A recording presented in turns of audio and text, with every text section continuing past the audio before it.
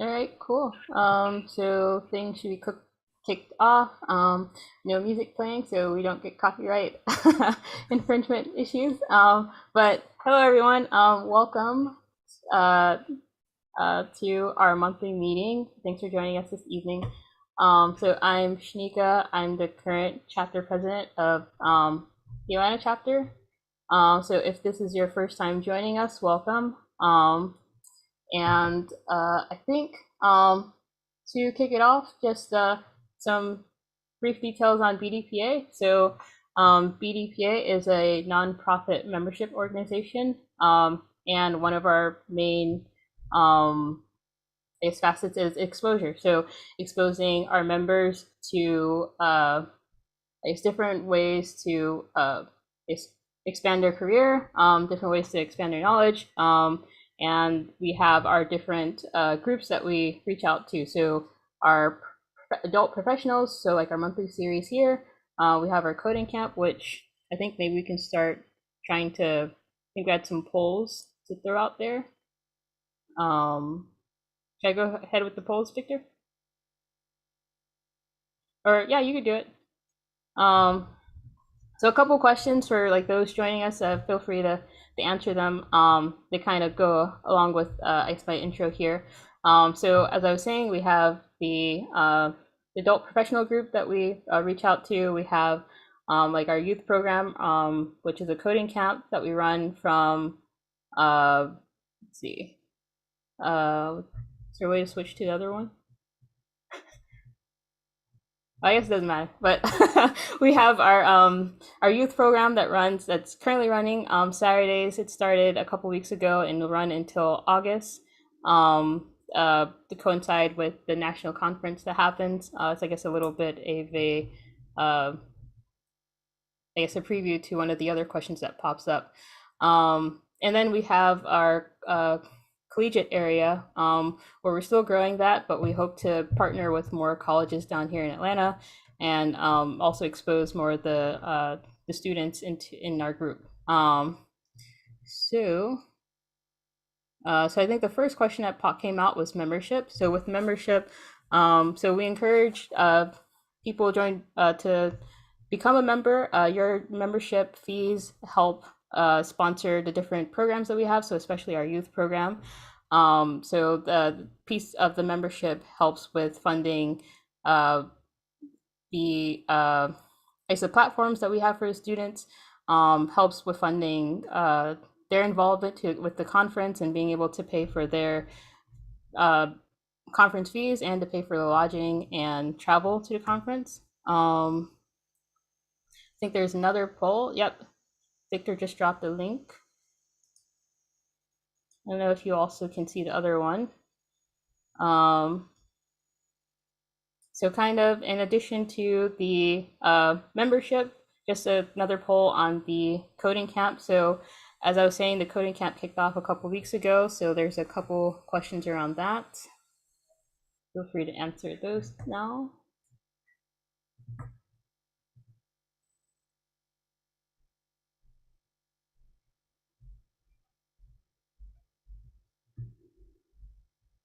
And let's see. I think we got a good bit of answers. So share results. So we got a number of people, said 30 students, 40 students, 100 students that registered this year. Yeah, we actually had closer to 100 students register this year. So another, I guess, piece of saying how far your donation dollars could stretch for all the students that join us. And we currently have closer to like 30 students that are still actively participating. Yeah, thank you, Diana.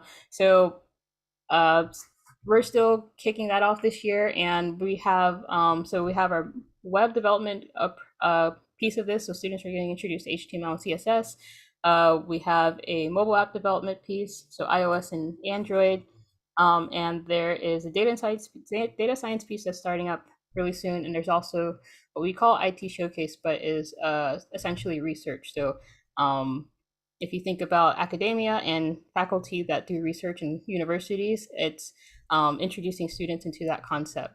So that's what's happening in our coding camp. If you ever want to get involved with that, either with your student registering or you volunteering, there are registration links on our website that you can access.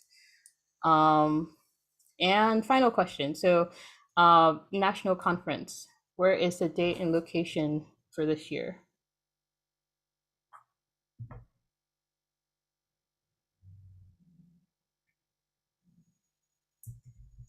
Majority coming in are Atlanta so far, August 18th to 20th.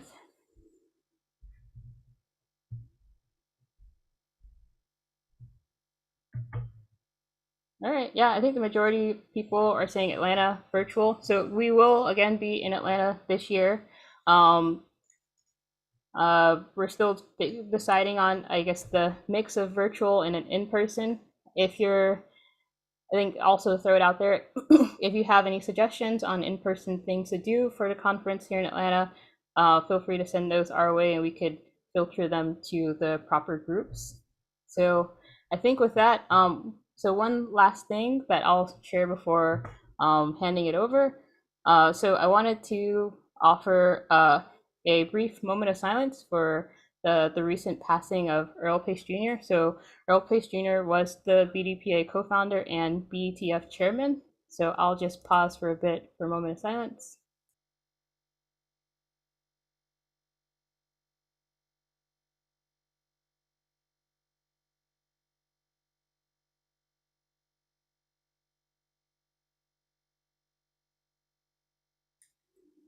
All right. Well, thank you for again for joining us, and thank you for that. So I'll hand it over, and we can soon get started with our program. Okay, I guess I'll pick it up from here. Thank you. Thanks, Shanika.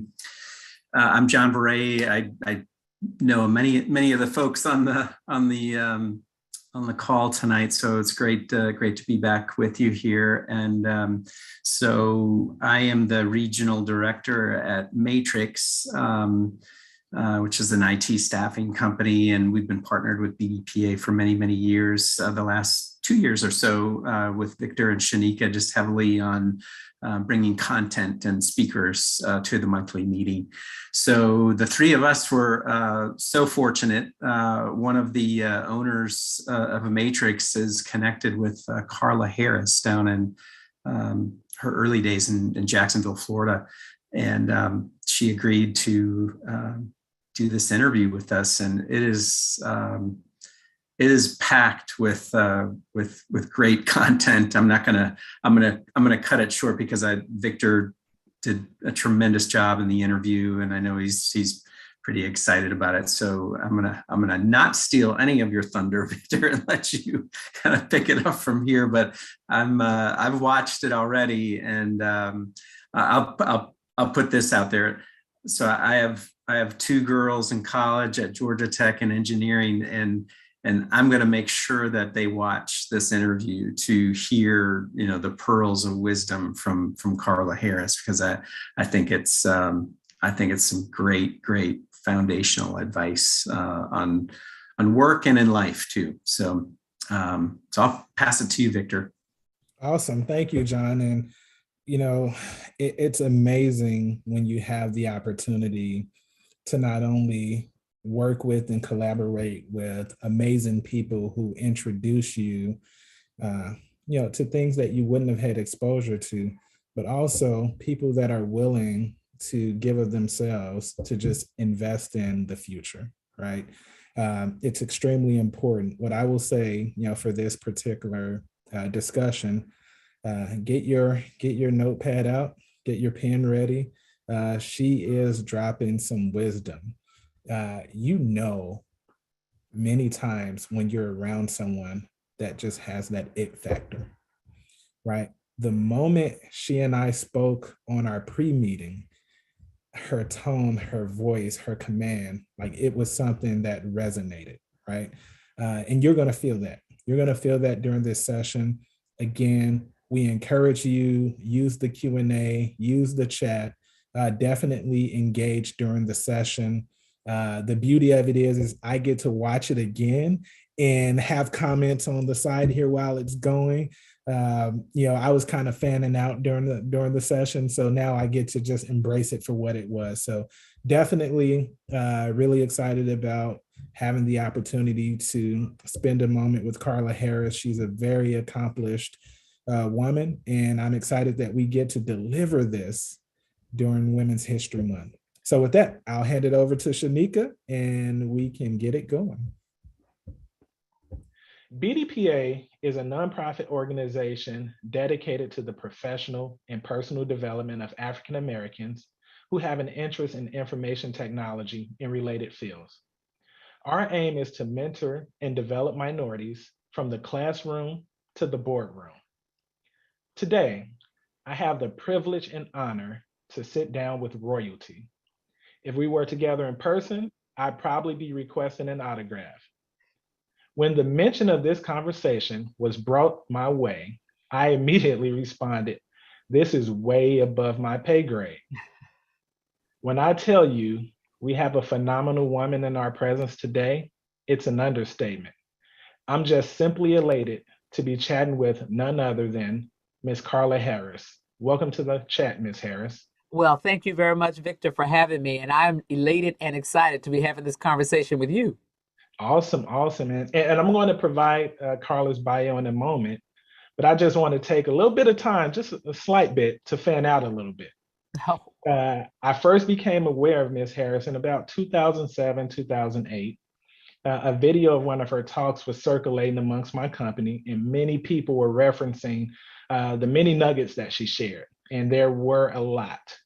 The power of her voice was captivating, and her knowledge, I tell you, her knowledge and ease of conveying complex messages in a simple manner was just simply unmatched. She is definitely a force to be reckoned with. And if I don't jump into this bio right now, we're going to start having Zoom church. So let me go ahead and jump into the bio. Carla Harris is a vice chairman, managing director, and senior client advisor at Morgan Stanley. She was most recently as a vice chairman responsible for increasing client connectivity and penetration to enhance revenue generation across the firm. For more than a decade, Ms. Harris was a senior member of the equity syndicate desk and executed such transactions as initial public offerings for UPS, Martha Stewart Living, Omni Media, Ariba, Redback, the General Motors sub-IPO of Delphi Automotive, and the $3.2 billion, all right, let me say it again, $3.2 billion common stock transaction for Immunex Corporation, one of the largest biotechnology common stock transactions in US history. Ms. Harris was named to Fortune magazine's list of the 50 most powerful Black executives in corporate America, Fortune's most influential list, US Banker's top 25 most powerful women in finance in 2009, 2010, and 2011, Black Enterprise's top 75 most powerful women in business, and top 75 African Americans on Wall Street, into Essence Magazine's list of the 50 women who are shaping the world, Ebony's list of the Power 100 and 15 corporate women at the top, and was named Woman of the Year 2004 by the Harvard Black Men's Forum and 2011 by Yale Black Men's Forum. Ms. Harris's accolades go on and on. MBA from Harvard, author, and accomplished singer. And guess what?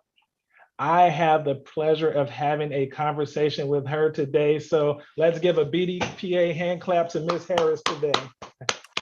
I am extremely excited. So with that, Ms. Harris, we have a short time, but we want to try to cram in as much as we can. And I know through our pre-conversation, you're open and transparent about sharing whatever it is that can, help out our folks, help out those that watch this broadcast and listen to the message, just progress in whatever avenue of life they're on. And as I mentioned in our intro for BDPA, BDPA is targeting advancing minorities from the classroom to the boardroom. So with that classroom piece as a backdrop, tell us a little bit about your childhood. Yes. Well, thanks again, Victor, for having me. And as I said, I'm delighted to be having this conversation with you and the broader BDPA audience. I grew up in Jacksonville, Florida. I am a product of Catholic schools from kindergarten to 12th grade. I went to Bishop Kenny High School for my high school time and St. Pius for my grade school and junior high. And I grew up in what, some might call a lower middle class, some might call a low class environment. But never, sort of felt like I was deprived of anything. And my parents, my father was a captain of a commercial fishing vessel. My mother was a school teacher in the Duval County school system. And both of them made me feel like I was supposed to do well. So what I think I look back and I think was critical is that they didn't make me feel like I was anything extraordinary or special or I was extra smart or smarter than other people, but they did make me feel like I was very smart and I was supposed to get A's, so that there was nothing extraordinary about that. So I should always be pressing for the top of whatever it is I was going for. And I will tell you that has translated into who Carla Harris is as a professional. So as soon as I started my career, it was the pursuit of how do I get to the top of the class? As you know, investment bankers get paid in a range. In the first couple of years, pretty much everybody gets paid around the same amount. But by the time you get to the third year, there's some clear differentiation. And your compensation is frankly your salary and a bonus, but most of the value is in the bonus. So that's what you're playing for every year. So kind of understanding what it took to get to the top of that bonus structure, how subjective it was, and still always having this pursuit of excellence, if you will, which I would have to say I got from my parents. And the other person that influenced me a lot as I was growing up was my grandmother, who ran a very successful tavern on the east side of Jacksonville. And she was the first female entrepreneur that I knew, first Black female entrepreneur that I knew. And when I try to connect the dots between my growing up and who Carla Harris is today, one of the pearls, as you know, as I like to call them, my hard-earned and hard-learned pearls, one of the pearls I talk about, and it is the first chapter of my first book, Authenticity. I look back and I can trace it back to Miss Emma, the entrepreneur who was extremely successful on the east side of Florida Avenue, because she was always herself. And that was one of the things that I think really drew her customers in. And sometimes she could be really harsh the way she talked to them. And I remember thinking, ooh, grandmama, wow, ooh, that was harsh. But they'd come right back in the next day. Because at the end of the day, that authenticity is what made her customers trust her. And when I think about investment banking and Wall Street, there are a lot of clients that use Wall Street bankers, but they have a little bit of a mistrust of them. But guess what? I don't look like a Wall Street banker. Right. And that ended up being a great asset. And the fact that I always bring the real Carla into any situation, that also gave me the ability to get clients to trust me and trust me quickly, especially with large transactions like the one you talked about. So I just wanted to connect the dots for our audience between Carla, the little girl who grew up in Jacksonville, Florida, at very, very modest means, and Carla, the Wall Street banker. They're still very much the same woman, more educated, more refined, but very much the same woman. Definitely. And we're going to circle back to some of those jewels that have contributed to the overall person, Carla Harris, because I know there's a lot that you have to offer there. But looking at Wall Street, over 3 decades on Wall Street as an African-American woman.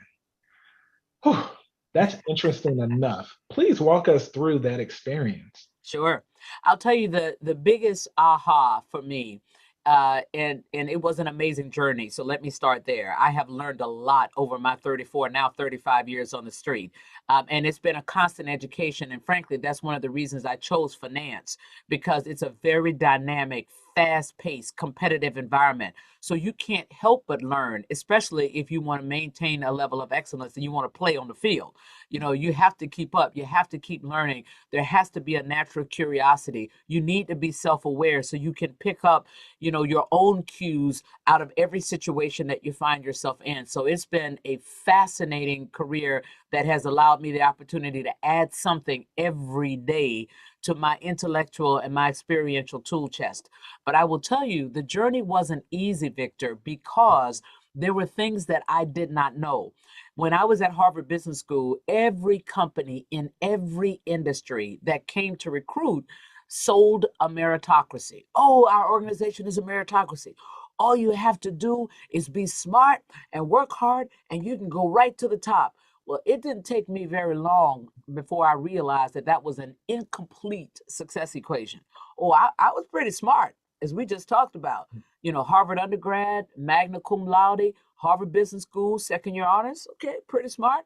I'm from the South. Like I said, I'm from Jacksonville. So I have a pretty strong work ethic. Even today, 35 years into it, you cannot outwork Carla Harris. You cannot outwork Carla Harris. But the combination of those two did not equal maximizing my success. So I realized that there was something missing in the success equation. And those are the pearls that I write about in my first book, Expect to Win. So that's what made the journey hard, Victor, that there were so many things I didn't know. And I took the meritocratic argument, black and white, either it's right or it's not, as something that was gospel, but it wasn't. You needed to understand the power of relationships. You cannot do it on your own. Building relationships in your work environment is critical to being able to maximize your success. Perception is the co-pilot to reality, which is probably the most important pearl that I learned. How people perceive you will impact how they deal with you. But the understanding that you need to have is you can train people to think about you in the way that you want them to think about you. And we can talk about that a little bit more. I had to learn the power of authenticity because, again, when you walk into these large corporations, the temptation is to look around and say, well, you know, my first couple of situations didn't go well, so maybe I should speak like Victor, or maybe I should present like Bill, or maybe. So immediately you start thinking you need to speak or act or behave in a way that is inauthentic. Now, it's perfectly fine if you like the way Victor presents. It's perfectly fine for you to say, I like that. That was really effective with the client. I'm going to see if I can incorporate some of those tools into my own tool chest in a way that is authentic to me. But that doesn't mean I have to be like Victor, right? There's a very big difference that I think we often lose. And I didn't realize it at the beginning either until I realized the way Carla executes on those tools or those strategies is unique to Carla. And that's what gives Carla the edge, because I'm bringing the real Carla into a client relationship or a colleague relationship. And that is what gives you the power to own that relationship in a way that nobody else can. And so those were some of the things, just a few of the pearls that I learned along the way that were frankly hard earned, because there was nobody to give me the playbook, which is why I wrote the book, Expect to Win, so other people wouldn't have to figure it out. They could learn from my experiences and take the pearls and put them in their own tool chest. Awesome, awesome. And we're definitely going to circle back to being tough. And I think that kind of also goes into the next question about being the first. Yeah. Right? So walk us through what that piece was like. So not only were you African American, but being the first on Wall Street as a woman, and then you accompany that with the perception of you, and definitely elaborate on what it means to be tough. Yes. Okay. So first of all, there were other women of color that were at other firms on the street, and there were a few women of color that were at Morgan Stanley. So I wouldn't say I was the first woman of color, but certainly one of the first to get to the heights that I've gotten to, and certainly the first to be first Black woman to be on Morgan Stanley's management committee, and at the vice chairman level, and so on. So I just wanted to make sure that we had that, because there were certainly women before me whose shoulders I was trying to climb up on, or whose coattails I was trying to hold on to as well. But here's what I want to say about being the first and the only, because sometimes, Victor, we are a little bit uncomfortable or even intimidated by being the only one that looks like us in the room, right? Well, here's what I have to say about that. If you're the only one that looks like you in that room, you're the only one that looks like you in that room. It is an asset. It is not a liability. If you're the only person that looks like you in the room, whether you're the only woman or the only person of color, then you don't have to fight for attention. Everybody sees you, and everybody's waiting to hear what you have to say. And here's the confidence that you need to have. The fact that you are in that room means you are qualified to be in that room. So you don't need to question that, or you don't need to think, well, somebody's setting me up, I'm not really ready. No, nobody's going to spend the currency making sure you get in that room if they don't already have the confidence that you can do it. So now all you need to do is to deliver your excellence into that opportunity. And you already have it. That's why you're in there. So don't feel, like you're not supposed to be there or have the imposter syndrome. And once I started realizing that it was an advantage for me to be in the room, it was game on then, Victor. It was, okay, I'm here, so let me show you who Carla Harris is. Let me show you how I represent my firm. Let me give you my best. Now, you may not like it, but I'm going to be bringing my best. It is your prerogative not to embrace or accept that, but I'm going to give you my best. That's my job to do. So again, once I started reframing that and looking at it at a different lens, through a different lens, that took all the intimidation out of being the first and the only in the room. Now let's talk about the tough story. I had a senior managing director say to me one day, you're smart, you work hard, but I don't think you're tough enough for this business. Now, my first reaction, Victor, was, what is he smoking? Right? You can call Carla Harris a lot of things, but ain't tough ain't one of them. But then I realized, I said, wait a minute, suppose he's not pulling my leg. Suppose he really doesn't think that I'm tough enough for this business. And heaven forbid, suppose the rest of the organization doesn't think that I'm tough enough for this business. And as you know, the last thing you want to be thought of as a woman, and a woman on Wall Street, is not tough. And here's the more important point. I always thought of myself as tough. So the fact that he was questioning whether or not I was tough enough was a wake-up call to me that somewhere the real Carla Harris was no longer walking into Morgan Stanley. Somewhere I had lost my voice. Somewhere I'd lost my confidence. And now it was manifesting itself in a way that I was showing up every day as not tough enough to do the business. So I decided that it was time for a reset, a regroup.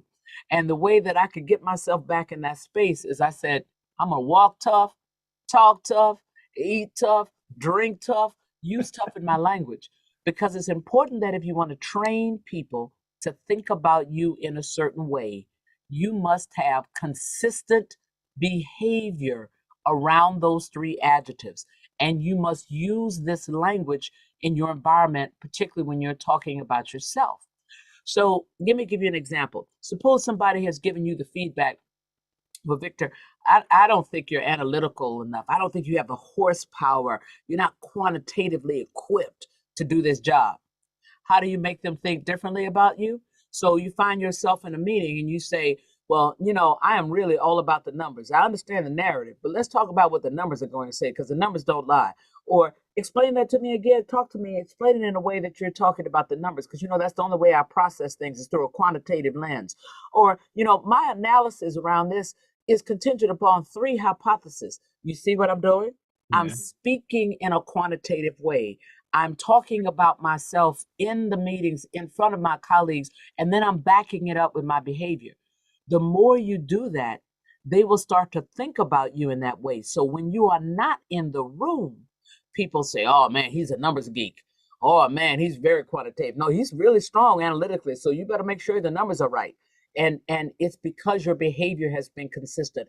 And it doesn't matter what it is. If you want them to think of you as a team player, then you make sure that you're giving attaboys and attagirls in the meeting and say, yes, go team. It's all about the way we can work this together. Let us go and get blah, blah. So you can train people to think about you and talk about you in the way that you want them. And that's what I learned from acquiring the Pearl around perception is the co-pilot to reality. How people perceive you will directly impact how they deal with you. That's amazing wisdom, and I hope our audience have their notepads out and they're taking some notes here, as well as getting the books, because the information is readily available. But what you just spoke can advance a career tremendously if you follow that pathway. And you mentioned a few times, being smart, right? Mm-hmm. And in our community, we're constantly told we have to work 10 times as hard just to get just as much. You have to be 10 times as smart. What are your thoughts on that statement?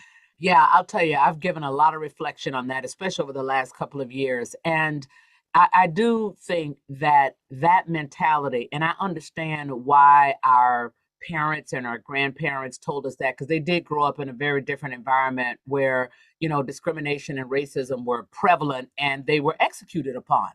Well, I'd like to say that we are in a different environment now. I'm not saying that is perfect. I'm far from saying that, but I am saying that it is a very different environment. So we have to be careful about our mentality, right? I would argue that you don't have to work 10 times as hard or you don't have to produce twice as much, but you do have to have the language to make sure that you are getting your due. So, for example, if you feel like you're doing 4 times the work as everyone else, then you should be asking yourself, why are you doing that? Did anybody ask you to do that? Or did you take that upon yourself because you thought that that was something that you needed to do? And if it is the fact that you are doing 4 times as much and you're not getting as much, now you need to be able to have the conversation with whoever the boss is. And, we're going to call him Stanley. For lack of a better word, a name right now, we're going to call him Stanley. So you go to him and you say, Stanley, I need to have a conversation with you about equity because something seems a little, inequitable in the environment. I'm doing A, B, C, D, and E, and I'm at the same level as some of my colleagues. Now, I'm not talking about anybody else, but, the fact that my volume is 5 times as much or 4 times as much as somebody else's, and my perception is that my pay is not even at their level, just based on some of the conversations that are here in the marketplace. I need to talk about that so that, we can have a level of equity here. And I'm not going to go by hearsay because you're the boss. I'm going to ask you to have the review with HR. And if you don't feel comfortable having the review with HR, I'm more than happy to do that myself. I don't want to pollute you, but we need to have a conversation because I just need to make sure that I am being appropriately compensated for my level of contribution.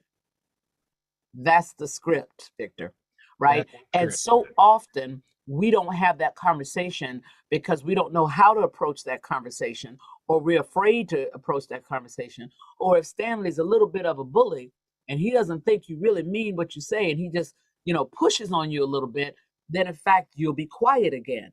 But it is your right and your responsibility to make sure that you are being compensated at the level that you are contributing. And here's the deal: being quiet and not saying anything for fear of holding on to your job, well, it makes you vulnerable anyway. Because anytime they want to fire you, they can anyway. And oh, by the way, every day that you sit in a role where you're making less than you should, then you're handicapping yourself and your family. It's impacting your wealth, it's impacting your living.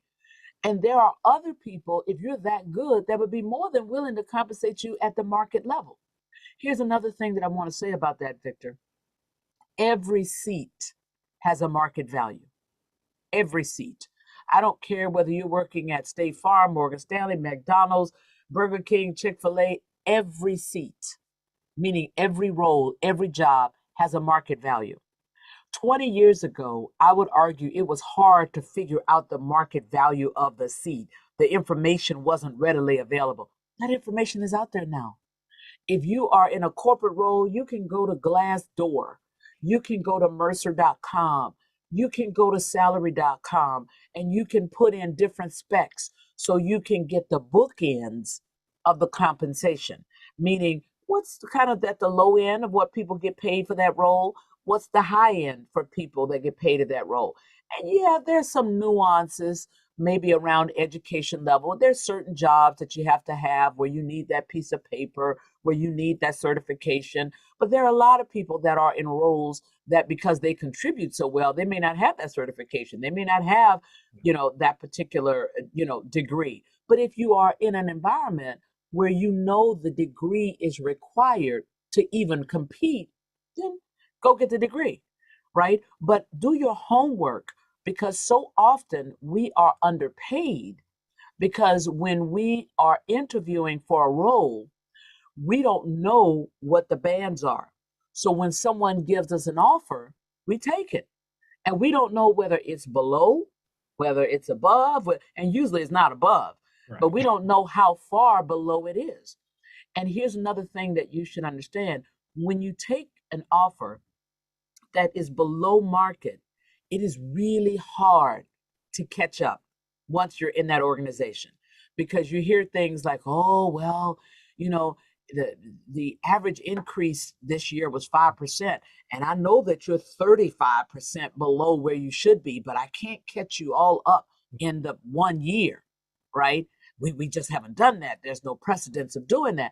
And in most cases, it is hard to get a 35% jump when everybody else has gotten a 5, but you should be pushing hard for a 15 so that the next year they can give you another 15, right? Yes, So, yes, definitely. you want to be really thoughtful about those kinds of things, but more importantly, have the language, or have somebody that you can go to that can help you with the language around having some of those conversations, because it's the rare case where the organization is going to come to you and say, Victor, we've been looking at your conversation and you're 35% behind where you should be. Because if you think about it from a business perspective, it's worth it all day long for them if they can, if they can have you do the job that you're doing and pay you less. I would say they don't necessarily do it on purpose, but it helps the margins. Yeah, exactly. And I love the framing of the conversation around equity. I know it's a challenge for all people to go into a room and talk about salary, but I think when Anybody. you can frame it around equity and bring the data to support your case, it really provides at least an avenue for support. That's right. I have seen just in my many walks of experience that with us in particular, with African Americans, with minorities, we're definitely challenged in going into the room to have that conversation. And sometimes we feel like we're blessed just to be present, right? You just gave us so many keys and so many nuggets to assist us in that pathway. So again, it's my desire that our viewers today are really taking in those nuggets and that wisdom. And to your point, finding others that can help support them in crafting the language that will allow them to advance their career. Because yes, it is a challenge. Once you accept that low offer, it's a challenge to get it up. Absolutely. So when I think about you, and you mentioned there were other women before you at Morgan Stanley, but not that got to the heights that you've gotten to, and you stood on the shoulders of giants to kind of help you prepare your career.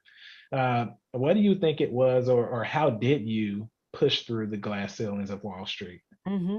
Well, again, going back to how do you reframe it? I refuse to believe that there was really a glass ceiling. So part of it was kind of understanding what was actually going on at those levels. And one of the things that I realized, and this is a gross generalization, frankly, Victor, is that women in particular would invest in what I call the performance currency, making sure that the work was right, it was impeccable, it was beyond reproach. And sometimes as they got more senior, investing in the performance currency to the exclusion of the relationship currency. And let me talk about those two pieces. There are two types of currency in any environment: performance currency and relationship currency. Performance currency is the currency that is generated by your delivering that which was asked of you and a little bit extra. Every time that you deliver above someone's expectations, you generate performance currency. It works like the stock market.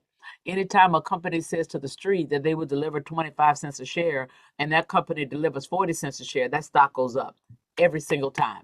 And so will yours. Performance currency early on in your career and early on in any new environment, it's valuable for three reasons. Number one, it gets you noticed. It creates a reputation for you. If everybody says, oh, he's really good, or he can kill it, right? Number two, it will get you paid and promoted. But number three, over time, it may attract a sponsor. And as you know, Victor, the sponsor is the most valuable relationship that you will have in your career, because that's the person that's carrying your paper into the room. That's the person that behind closed doors is going to argue that you get the promotion, you get the great bonus, that you get the next great opportunity. And when you have great performance currency, it heightens the probability that somebody will take you under their wing and say, I'm going to make it happen for you, Victor. Or if you have to ask somebody to be your sponsor, if you have great performance currency in that environment, it heightens the probability that they will answer in the affirmative. They'll give you a yes, right? But over time, performance currency, as I would argue, is worth about $1.50 in the beginning. But over time, it starts to experience diminishing marginal returns. That $1.50 now becomes $1 because now you've established a new standard of excellence. Everybody knows that you will do a great job. Everybody expects that you will always deliver. So there's no longer the premium associated with your deliverable. The currency that's now most important is the relationship currency. And relationship currency, I like to say, is worth 225, and it never experiences any diminishing marginal returns. Relationship currency is the currency that is generated by the investments that you make in the people in your environment. None of us work in a silo anymore. We're all working in highly interdependent environments. So at a minimum, you need to have a relationship with every seat that touches your seat. If the only person that knows that you're doing a great job is your boss, then your ability to ascend is going to be vulnerable. Why? That person may leave the organization. They may lose their seat at the decision-making table, or they may lose their juice. So it's your job to make sure as many people as possible in that organization is aware of your outside contribution. But here's why relationship currency is so very valuable. Your ability to move up in any environment will be a function of somebody's judgment. Judgment about whether or not you're ready, judgment about whether or not the team will follow you, and judgment about whether or not you will ultimately be successful. And I will tell you that judgments are directly influenced by relationships. So it's important that you invest in those relationships. And one of the reasons that I think more women don't get through that glass ceiling, or people of color, is that they're so focused on the performance that they don't spend the time investing in those relationships. And if people don't know you, when your name is called behind closed doors, when they're trying to make that decision, if nobody in that room knows you well enough to spend some of their personal currency on you, they go to the next name on the list. And it has absolutely nothing to do with your ability to do the job, but everything to do with whether or not somebody in that room can say, oh, Victor, absolutely, it's his turn. We ought to give him this shot. Or Victor, he's the most creative person that we have. If he can't figure out a solution, then there's not one to be had. Or Victor, our best relationship guy, he's the one to give that tough client to. He'll crack the code in that relationship. Notice there were no numbers. Oh, Victor's a 10, Victor's a 9, Victor's a 8. All qualitative comments about you behind closed doors. And somebody else is making those comments because you're not in that room. And here's another thing that I want to say to the audience. Every critical decision about your career will be made behind closed doors in a room where you are not present. Your compensation will be decided behind closed doors. Your promotions will be decided behind closed doors. The new assignments that you get will be decided in a room behind closed doors where you are not present. So somebody has to be in that room carrying your paper, pounding the table, arguing on your behalf that you ought to get it, whatever it happens to be. Oh, that's amazing. That's amazing. And if you heard the beginning of this talk when I said she's amazing, Ms. Harris, at breaking down complex topics to make it simple, this is exactly what I'm talking about. We just got a financial education and a relationship building education all molded into one. That was outstanding advice there. In your journey, so you've done so much. You've done so much. In your journey, were there sacrifices you felt you had to make to stay the course you set? Yeah, I will tell you, I have been asked that question a bunch, Victor, and I don't feel like I made any sacrifices. My mother was a great role model that made me believe that as a woman, I could have it all. That's why when I hear senior executive women say, oh, you can't have it all, or it's a myth, or you can have it all, but you can't have it all at the same time, I cringe, because I feel like we're sending the wrong message to other young women who have aspirations to get to the top and to lead. I think the key to having it all is really defining what success looks like for you and how you want to do it. There is no playbook that says you got to have kids by the time you're 28 or you're 30. You know, the biological clock is real, but there's a lot of different ways to be a mother, for example. Nobody says you have to, you know, do these things once you're married in your household. It's you and your husband or you and your partner that decides who's going to take out the garbage, or who's going to do the laundry, or who's going to cook. Don't confine yourself to societal definitions of what those roles ought to be. You know, so really defining in your own life, personally and professionally, what's important, and marching to the beat of that drum is the way that I think you can have it all in a way that is satisfying, and in a way that you define success. So I look back and, you know, there's so many things, Victor, that I have done that I didn't even have on the list to do. You know, if you had told me I would do 5 sold out concerts at Carnegie Hall and 2 sold out concerts at the Apollo, I would have said that's a possibility, because I knew I wanted to sing. But if you had said, oh, you will record and distribute 4 albums, that you would be seen as, you would create a lab within a place like Morgan Stanley where it would be awarded one of the top 20 fintech labs in the world, I wouldn't have seen that. If you had said you're going to win a Webby, which is the Grammy of the podcast world, which you can see right there, I wouldn't have seen that. I could barely spell podcast in 2018, let alone get a Webby 3 years later, right? And so there've been so many things that have happened. So I think the key is having a plan, having goals, but also having a measure of flexibility, so that you might have seen your path going this way and then to the left, but it might turn out that the path goes right up, and then left. But it gives you so many lessons, so many learnings that allow you to be successful every time you get to another level. So no, I would tell you, I don't feel like I've made any sacrifices. I have a great family. You know, I had children in my life much later, but I would argue that I'm a much better mother today at the age that I am now than I would have been at 35. And certainly than I would have been at 25. No ifs, ands, and buts about it, right? So your life will unfold as you allow it to divinely unfold, right? But every time you find yourself in a spot, say, well, what am I supposed to get out of this moment? What am I supposed to learn here? It feels like it's taken a long time for me to do this, but am I doing everything that I can? If the answer is yes, but you're still sort of treading water, then you say, there's got to be something else I'm supposed to learn from this spot that's going to help me to be successful in the next spot. So as long as I am fully prosecuting everything that's in my power, I'm articulating my voice, I'm asking for the opportunity. If I'm doing everything, then that means it's just timing. I got to make sure that everything lines up for me so that when I get to this next spot, I can knock that out of the park too. Awesome. And you mentioned Carnegie Hall, you mentioned the Apollo and your albums, you know, being a Wall Street force as well as an accomplished musician and singer. Have those worlds ever collided? No, you know, because Victor, I made a decision very early on that I definitely wanted to sing, and that I would evaluate over time if I ever wanted to leave Wall Street to become a full-time singer. So while I could sing, I could record, I could perform, the decision that I made was that I wasn't going to be a touring artist, right? Because if I was going to be successful as a banker, I had to be real clear that the banking came first. If there was a client that needed to do a call, if there was a deal that needed to happen, everything else had to drop. I had to do that.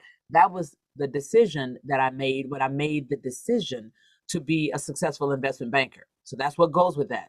So that means as a singer, I had to prosecute that differently, right? So if I wanted to record, okay, well, I'm not signed with Sony or Warner or any of the big record companies, but I can produce my own, right? Because Carla the banker could finance Carla the singer, right? And that's kind of how I did it. Have you ever had any situations where a client or, you know, someone else within Morgan Stanley even identified you from singing versus your financial background? Oh, sure. In fact, I would tell clients about it. And if I didn't tell them, my colleagues definitely told them, oh, you ought to hear Carla. She's an amazing singer. So, there was a time when I was, regularly singing at our closing dinners, when we were successfully celebrating a deal that, had done really well. And somebody might say, oh, can you belt out a tune or give us a line or it's the CEO's birthday. And I would have no issue with singing a happy birthday because people would say, oh, you're doing the singing. I'm like, yeah, but wait a minute. That is something that's differentiated, right? It's not taken away from Carla the banker. Was it killing me to sing happy birthday? Now, I also was careful if I thought somebody was sort of taking advantage of it or if they were trying to discount my intellect or my ability as a banker and trying to play up the singing part. Now, I'd be very careful about that and say, I'm not here to sing and dance, boys. Let's not get it twisted. Maybe you'll earn the right to hear me sing, but let's talk about this deal. There you go. Awesome, awesome. And there's no way we can have this conversation without wrapping in a bit around investing. And I think this one is a bit more personal for me because, and we'll have a few questions on this. But one thing I observed as a youngster, my mom, she would play the lottery religiously, right? And we were PO. We didn't have enough money to say we're poor, right? And with that, day after day, she would invest her dollar or more in getting lottery tickets, hoping that it would allow us to get out of the situation we were in. Time after time, I seen that we would go without bread, just the necessities of life, right? And it seems though that many of us, especially in our community, whether it's playing the physical lottery or just the lottery of life, we're not intentional about what we do with our finances. We're not intentional about educating ourselves in finances. And BDPA, we're an organization that exposes youth and adults to advancing in IT. But I just want to hear your thoughts around investing, finances. How do we really change our family dynamic in it not having to be the lottery? Yeah, thank you so much for that question, Victor. And I have to tell you, and let me just demystify things. The people that you see in the marketplace that are rich, outside of those who have inherited wealth, there have been no mystery as to how they got rich. Maximizing what you're making, understanding the difference between your needs and your wants, and investing that money and investing it early. And, unfortunately, Victor, many of us do not come from families where that's been carried out generation to generation so that we have a mentality around it.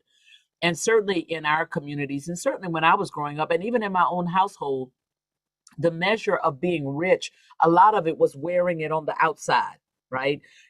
Are you driving a Cadillac? My mother used to joke that she saw more Cadillacs in the projects than she saw in neighborhoods and people's homes, right? And listen, again, my family was the same. My father drove a Cadillac my entire life, right?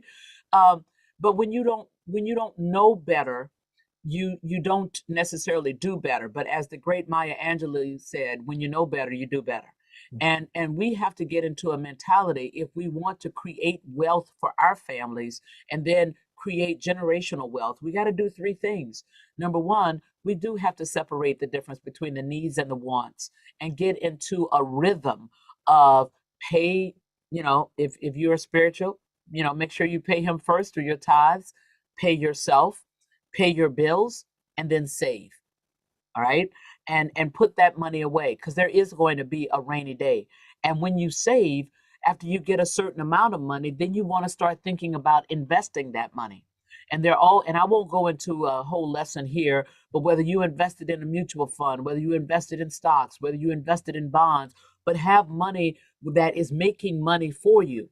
And if you don't invest it in some of those instruments, invest it in houses. You see all these people, I'm sure people on this call are getting calls all the time. We buy ugly houses. You see all those signs, around Jacksonville. Well, what are these folks doing?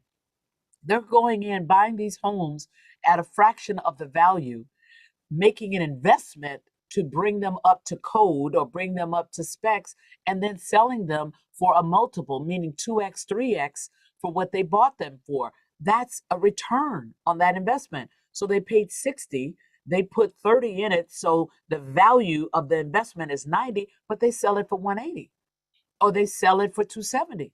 That's 3x. And they bank and invest, that profit and buy more houses to do it again.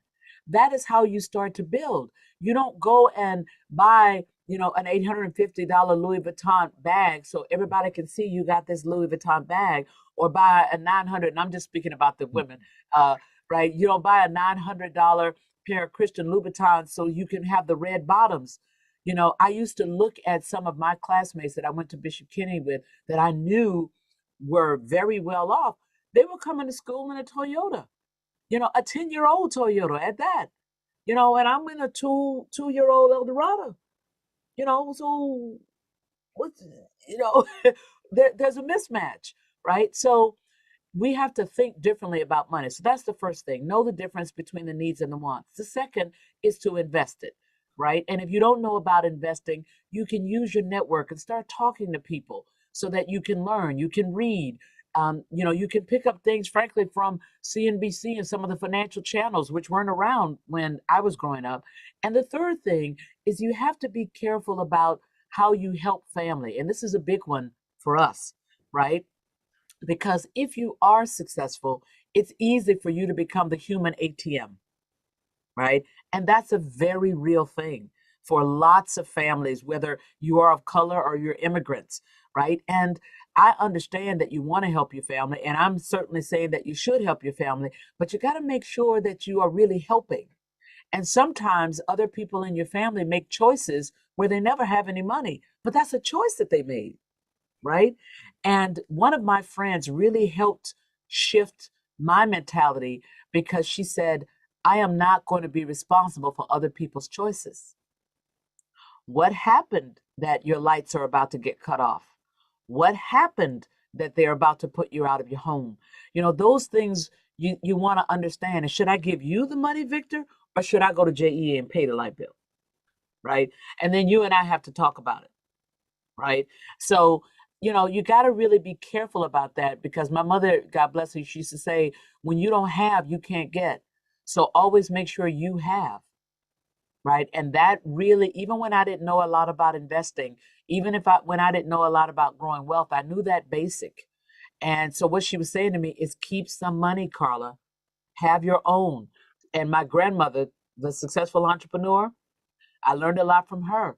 She would not put any money out when she didn't see it coming back in, which is why she invested in houses. And, she didn't know a lot about stocks and bonds, but she was buying up houses and renting those houses out. So as she slept, she had her money making money. That's awesome. That's awesome. So as we near the end, we only have a couple of more questions here. I wanted to get your view on two things: empowering others and failure. Mm-hmm. Yes. So the way that you grow your power is to give it away. So when you find yourself in a position where you are running things, try to empower the other people who are working with you. Try to think about who you can prepare to take your job. Because here's something: if you're the only person in the whole organization that can do that job, guess what? You're the only person in that whole organization that can do that job, which means you will never move. And that was one of the most valuable lessons I learned on Wall Street. Is I watched those folks who were ahead of me, and they were those guys who were ahead of me, when they were ready to move, they were preparing somebody to take their seat. Right. And so that is how they grew their power. When they had somebody who could take their seat, they could move to the next seat. Right. So, empowering other people is really important. If you're just holding on to the power, you're not going to grow and you're not going to ascend. And what was the last one, Victor? The other question? Your view on failure. The view on failure. Yes.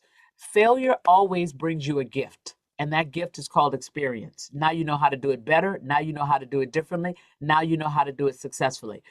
It's not a big deal that you fail. Everybody fails. Everybody makes a mistake. But what is the big deal is how and if you get up. Did you learn something? So if you take a risk at work and it doesn't work out, you should be the first one to articulate that. Wow, we tried that and it didn't work. But you know what? I'm glad we tried that, because we learned A, B, C, and D. And now that's going to inform how we approach this the next time. And I think a much higher probability that we'll be successful the next time. You own the narrative. Never let anybody else talk about your failures before you do. because you give up your power. Awesome. And to the audience, as you can see, my intro was not a fake hype. You have received an amazing amount of nuggets, or might I say, Carla's pearls. You received a significant amount of information on today. Hopefully, you've jotted down some notes. If not, take an opportunity to rewatch, pause, jot down additional things that you can possibly do in whatever career pathway you've chosen. Ms. Harris, I thank you tremendously for spending this time with us. It's been an amazing hour here, just learning and growing from you through this time. You've given us many pearls already, but I just wanted to take an opportunity. Are there any closing remarks? Are there any things you'd like to share with the audience as we finish the chat? You know, I think this is an amazing year in front of us, Victor, because nobody has the playbook on how things are supposed to transpire on the other side of a global pandemic. And this is the first time that we have had truly a globally shared experience, because there's not a person on the planet that hasn't been impacted by COVID-19 or that hasn't felt some kind of way on the back of the social unrest that we saw, especially in 2020. So take this as an opportunity to exercise your voice. Don't let somebody just dictate to you how things ought to go on the other side of this pandemic. You have an opportunity to contribute your perspective, your point of view on what might be done differently. Don't blow that opportunity. Somebody may still create the playbook and tell you, but don't lose the opportunity to contribute. Even if they don't take it, you should contribute. So this is what I call a blank sheet of paper moment, where you have an opportunity to put your own imprimatur on your future. Go get them. Awesome, awesome. Well, again, thank you so much for the time. We really value and respect all that you do. Looking forward to seeing what you do in the future. I'll thank you very much. Thank Bye-bye. you. Have a great day. You too. Awesome. So I believe we hit everything we needed to hit for the day. Just in closing, for me, as I mentioned, Carla Harris is an amazing individual, very accomplished, not only within the investment space, but also as a musician, singer, author, has just done many amazing things in her life. We, of course, were truly blessed to have her join us today, and looking forward to further sessions and getting to chat with others, and contributing back to our space. Thank you all for joining us. Bye. That was awesome. And definitely no one hang up yet, because we have more to share with those that are on the line. So again, I hope you all got from it what I got from it, and even seeing it for another time, I picked up some more nuggets. So at this time, Shanika, are we going to, well, let's turn it over to John really quick, and then while John is speaking, we can try to figure out how to unmute people. Hey, Victor, what a great job you did facilitating that interview. Really, really, really well done. So again, a big, huge thank you to Carla Harris for investing that time with us, and a big, huge thank you to Bill Gower, who's one of our owners at Matrix, for connecting us with Carla. So again, a great interview, very valuable information shared there. So everyone that's attending, everyone that registered, we're going to be giving you a copy of her book, Expect to Win. So look for a voucher coming to you in your email. We are going to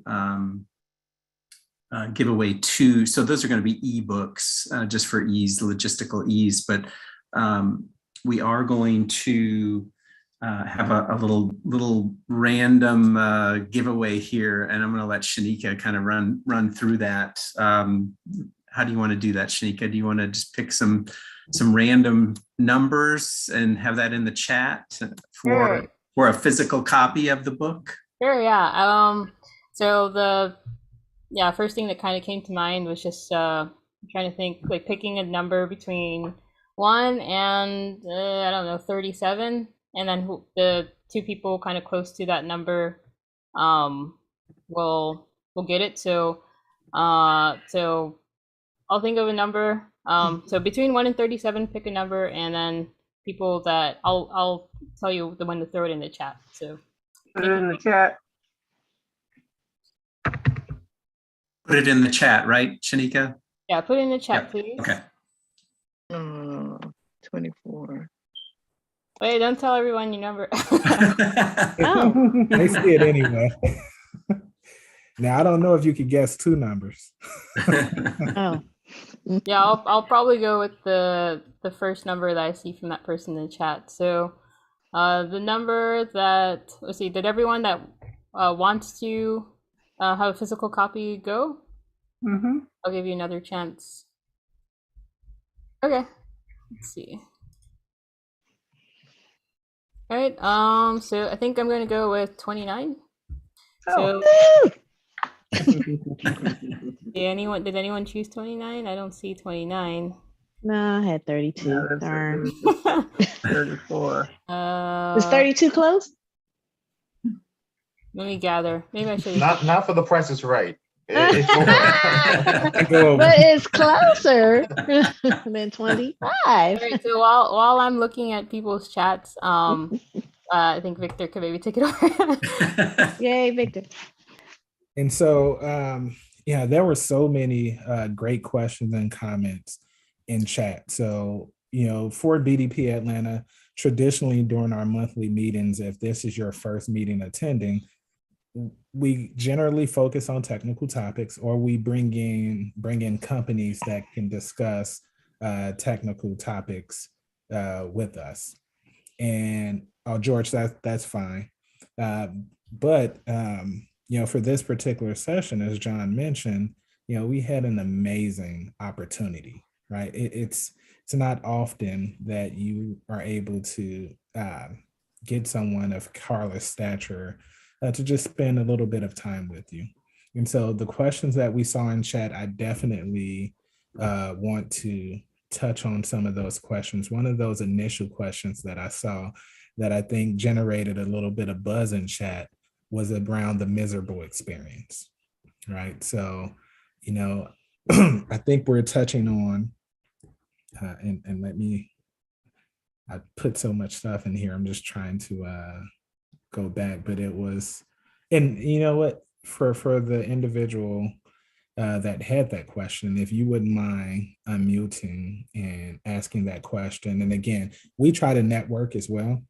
So you can introduce yourself, let us know where you're from, some interests. Again, you're with a group of folks that have many accountabilities, hiring, helping drive career path, right? So, just give us a little insight into who you are.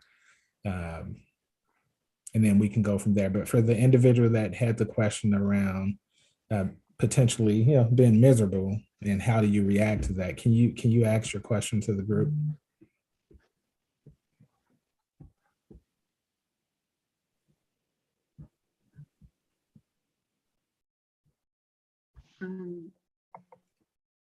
And I can attempt to pronounce your name if you like, or I'll ask the question on your behalf. So it says, I wonder, is it worth investing in relationship currency? So this is when Carla was talking about performance currency versus relationship currency. Is it worth investing in relationship currency if the climate is miserable? So anyone want to take a stab at commenting on that?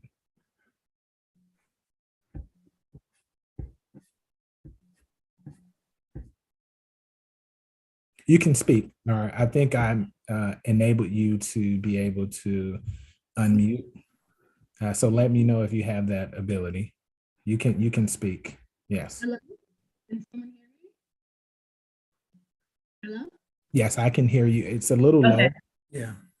Okay. So I was just oh hi, I don't know, my name is Nara.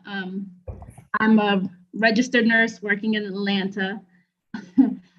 Made it through the COVID pandemic, dealing with critical patients, and we've taken a hit with the pandemic, losing nurses and being short-staffed and not having the perfect administration. So I was in my new environment, I just really keep to myself. And I, like Carla said, I focus on the performance currency, not so much on the relationship currency.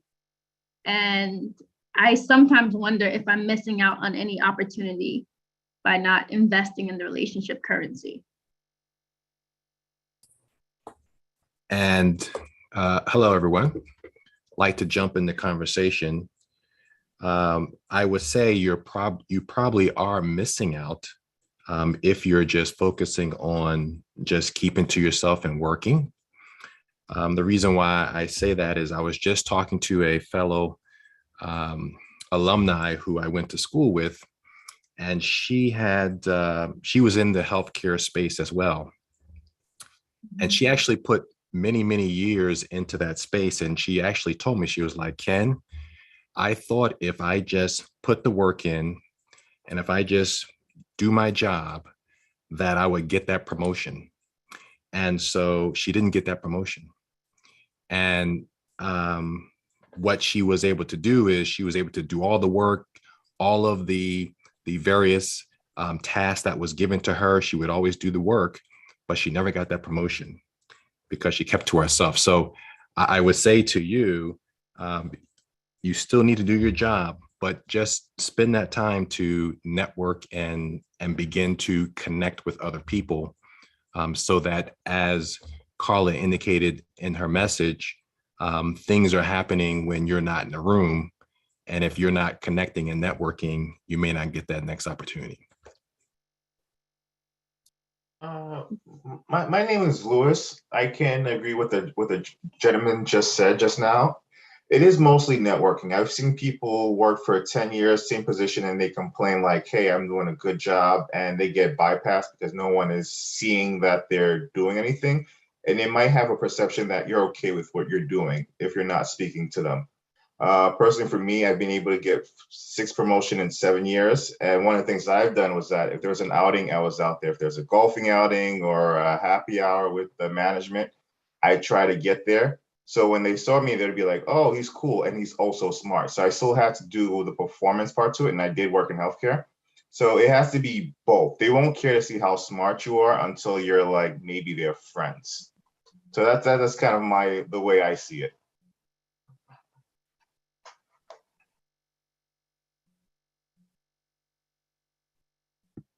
I think it's a very interesting perspective overall. Again, I'm Victor Montgomery, immediate past president of Bdpa Atlanta. I must also say Kim Reeves, that had a comment there, is the advisor / everything that we need in Bdpa Atlanta. Just provides tremendous value to the group.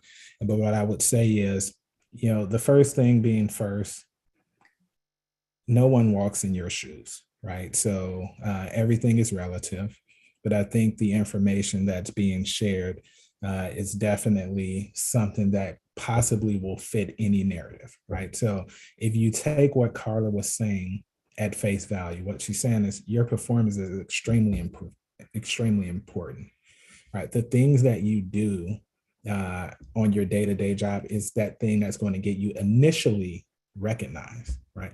That's the thing that people are going to begin to depend on you for.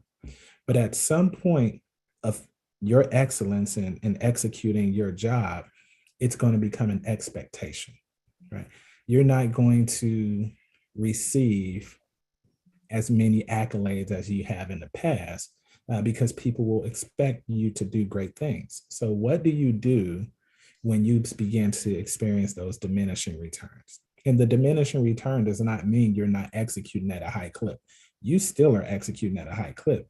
It's just the expectations of your execution has changed, right? So now you have to depend on something else, right? And that something else is the relationship piece. So even, and I believe maybe it was Malika in the chat, even in a miserable environment, if you choose to stay there, you're going to have to find opportunities to build those relationships. Again, it's going to be stressful for you anyway if you're in a miserable environment. My recommendation would be, if possible, look for ways that you can put yourself in an environment that's not as miserable. But if we just take it at face value, if you're in that miserable environment, then you have to begin to invest in things that will benefit you when you're not present. And the things that benefit you when you're not present is typically relationships, right? And we can definitely go very deep on the topic, but just to keep it succinct and allow opportunities to touch on some other questions and comments, that would be my recommendation. Exactly what Ken and Lewis mentioned. And as much as possible, still try to make it be you, right? Authentic to who you are and how you engage and navigate. But sometimes you have to step outside of yourself just to make a bit of progress, right? So that'd be my comment. I see Isabella has their hand up. Yes, one comment that I did want to add, and it's one of the key points that Ms. Harris pointed out is that perception.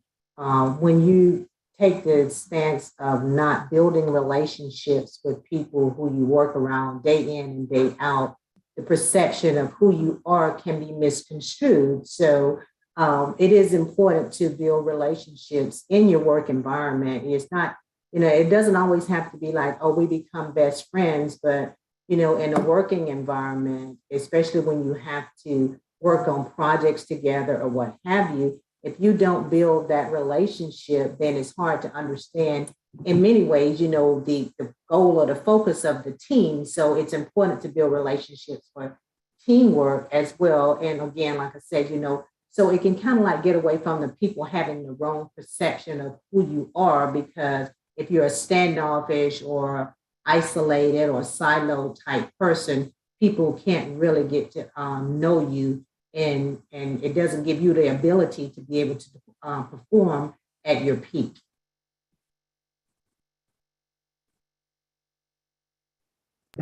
Awesome. Thank you for that comment, Isabella.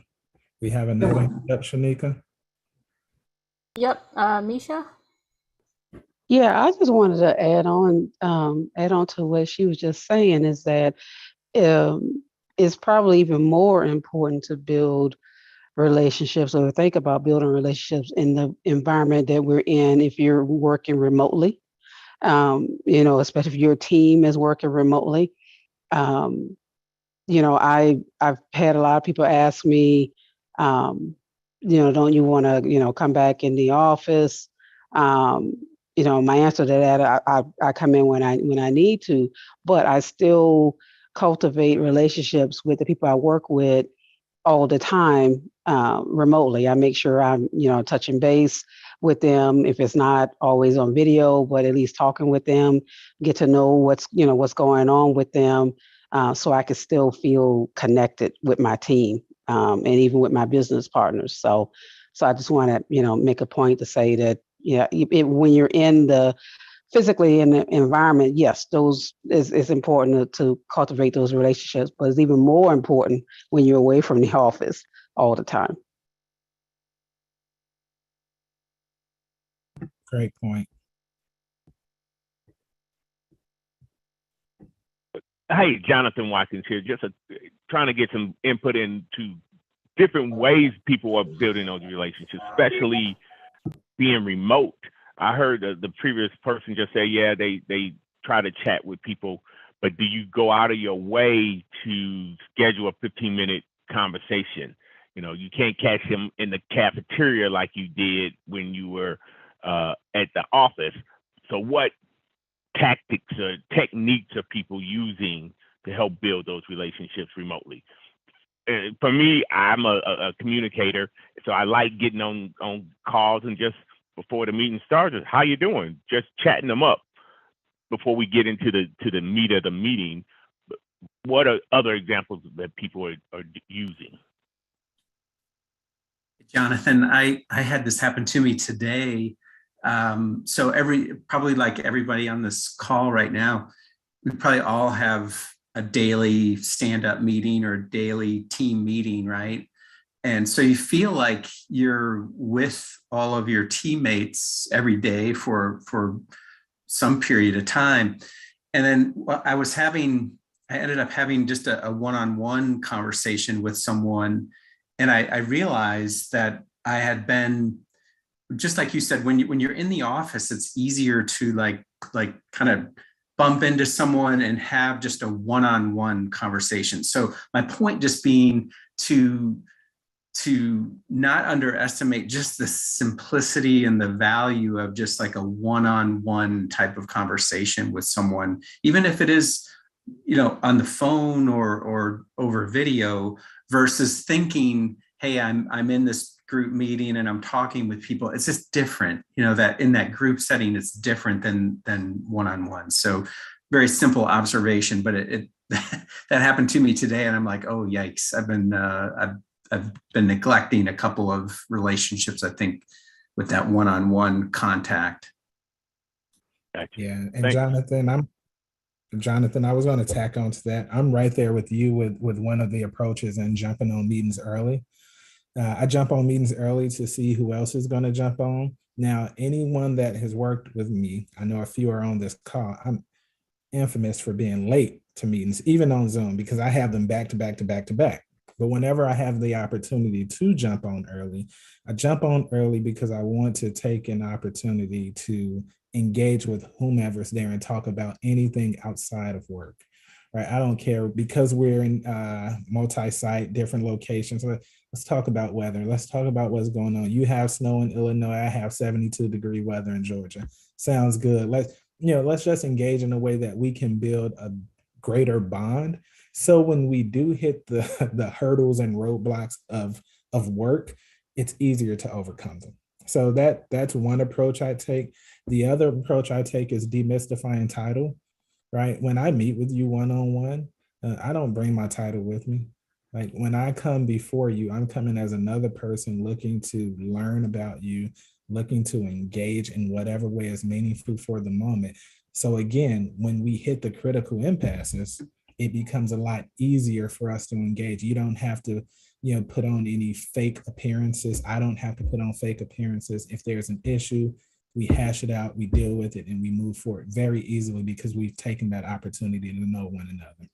One thing I've missed out on in this pandemic life is that it's challenging for me to meet new people and build new relationships.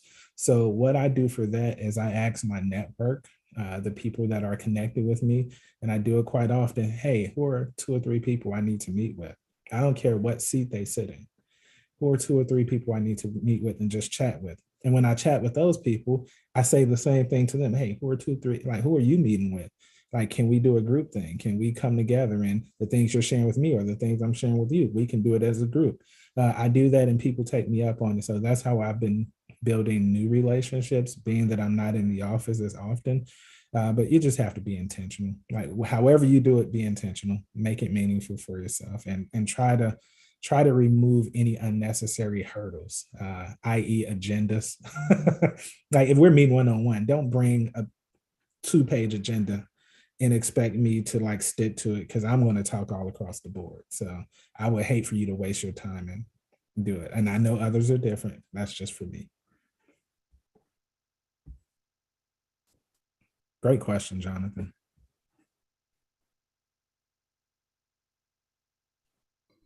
I see Isabella with their hand up again. Yes, another point I wanted to make around building relationships.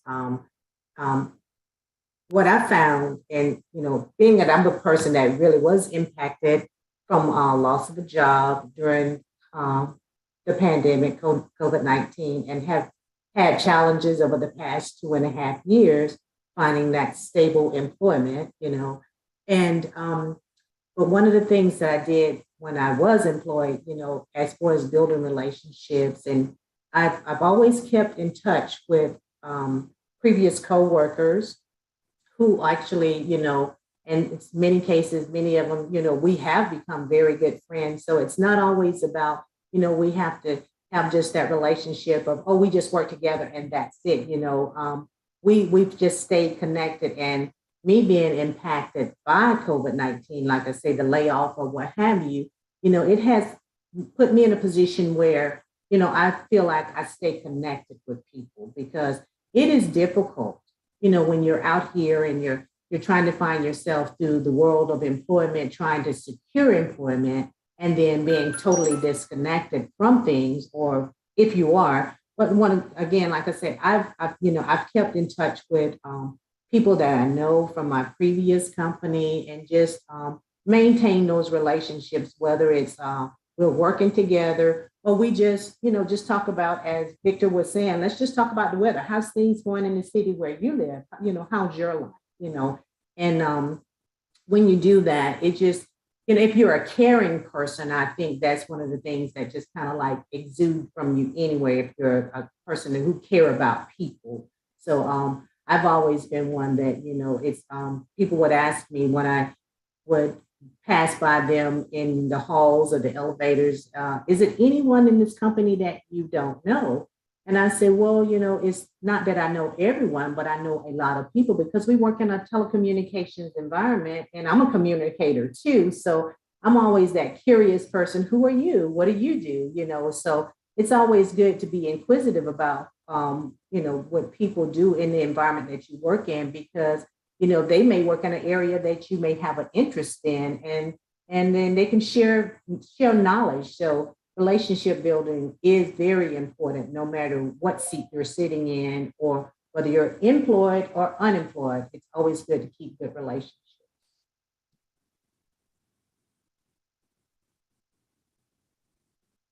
That's awesome. And I saw a reach out from someone, on the call for LinkedIn. So I figured I better build some more relationships. And for those of you I'm not connected with, I just dropped my my LinkedIn path on in the chat session. So definitely, if you're interested, connect with me.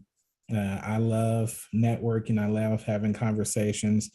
I'm an IT guy. I know when you go out to a LinkedIn, you'll see that I work in internal audit currently. And that's a space that I'm really passionate about as well, given this point in my career. But I love to just learn about people. So definitely connect with us. Just one point on that LinkedIn. It's always good. And I said, keeping relationships. When you reply to somebody's birthday or reply to somebody's getting a promotion, at least you keep connected. So then when something happens to you, like I accidentally put something out saying I got my PMP, and I got all these replies. Oh, congratulations. But it was just a mistake. I got it 20 years ago, but people think I just got it recently, but it was something I did with PMI. But still, the idea is that I'm connecting with people. It's passively, but still reaching out to old people from old companies and current company as well. Yeah, that's really key. And so I'm happy that you mentioned that, Jonathan, because I just had an experience recently that I think is really key to what you just stated. Right. So I am one that frequently wish people happy birthdays, congratulations on the promotion. And if I know you, now granted, I have like thousands of connections on there. I don't know all of them, personally. Mm-hmm. But for those that I know, I do try my hardest to make it a personable happy birthday or whatever. Did that recently to someone and they communicated back. And we